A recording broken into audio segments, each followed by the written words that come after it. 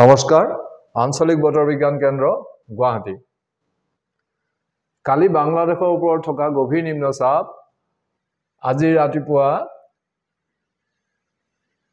বাংলাদেশৰ ওপৰত 24.4 ডিগ্ৰী উত্তৰ আৰু 79.6 ডিগ্ৰী পূব অক্ষাংশত অৱস্থান কৰি আছে ই প্ৰায় উত্তৰ আৰু উত্তৰ পূব দিশে গতি কৰি অহা 12 ঘণ্টাৰ ভিতৰত সুস্পষ্ট নিম্নচাপ অঞ্চললৈ হৈ ক্ৰমান্বয়ে দুৰ্বল হৈ পৰিব আৰু ইয়াৰ প্ৰভাৱত উত্তৰ পূৰ্বাঞ্চলৰ আটাইখন ৰাজ্যতে পাতলীয়াৰ পৰা মজলীয়া বৰষুণ হোৱাৰ সম্ভাৱনা আছে লগতে এই সময়ছোৱাত আজি 30 তাৰিখে অসমৰ বিশেষকৈ পশ্চিম অসম আৰু বৰাক উপত্যকাৰ আটাইখন জিলাৰ দুই এঠাইত প্ৰবলৰ পৰা অতি প্ৰবল বৰষুণ হোৱাৰ লগতে ঠাই বিশেষে অত্যন্ত প্ৰবল বৰষুণ হ'ব আৰু লগতে বতাহও ঘণ্টাত 30 পৰা 40 কিলোমিটাৰ গতিবেগত বলাৰ সম্ভাৱনা আছে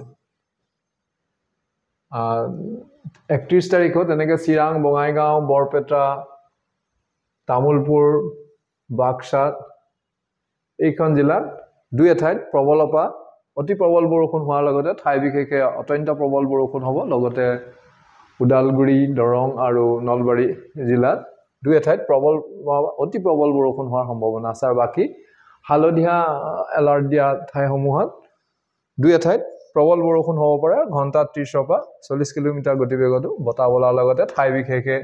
ঘণ্টাত 50 কিলোমিটাৰ গতিবেগত বতাহ বলাৰ সম্ভাৱনা আছে